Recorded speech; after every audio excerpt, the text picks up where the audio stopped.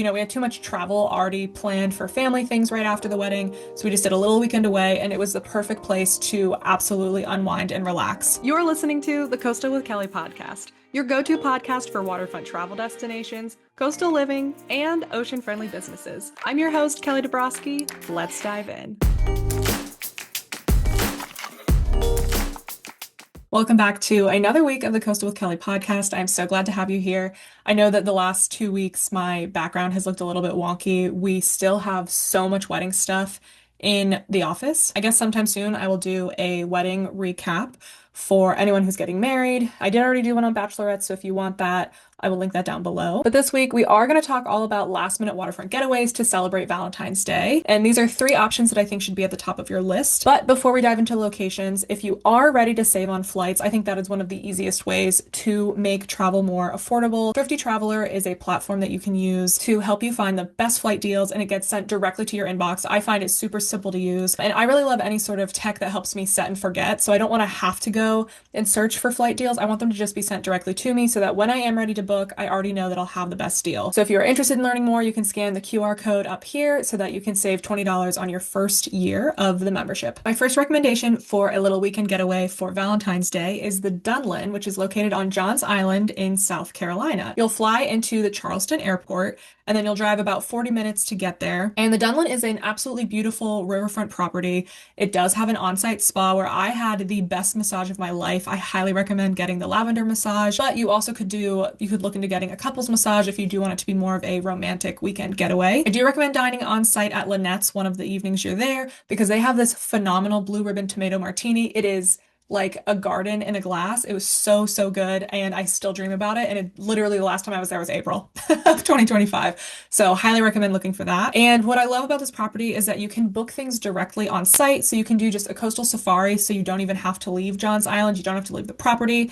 But you can always do a day trip. So I personally would recommend doing a day trip to Charleston, especially if you have not been there. It's a close enough drive. Again, you'll be there in 20-25 minutes. You can take a half day or a full day to just explore the whole city. And if you're already going to be in Charleston, then you could always do a sunset cruise of the harbor from there. But it's also a really great spot to do some rooftop bar hopping. Charleston has a really great rooftop bar scene. So many beautiful places to watch the sunset from. My second recommendation is a hotel down in Florida. So the Lodging Club is located in Ponte Vedra, Florida, which is about an hour 30 away from Jacksonville, Florida. So you'll fly into Jacksonville and then drive down. So we did a little weekend away right after our wedding. We got married on November 1st, 2025.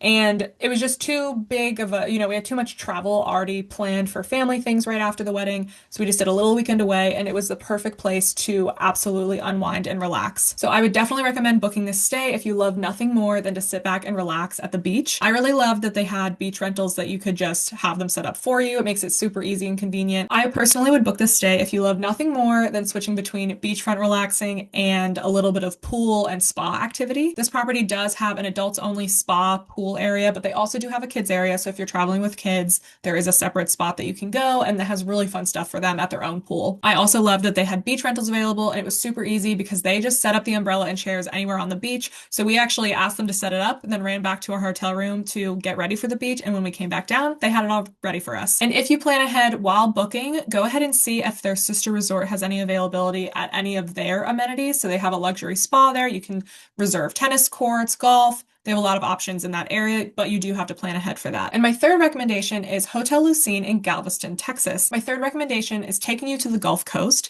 which is Hotel Lucine in Galveston, Texas. So we lived in Galveston for 2 years and absolutely loved living there. It was so much fun to be beachfront.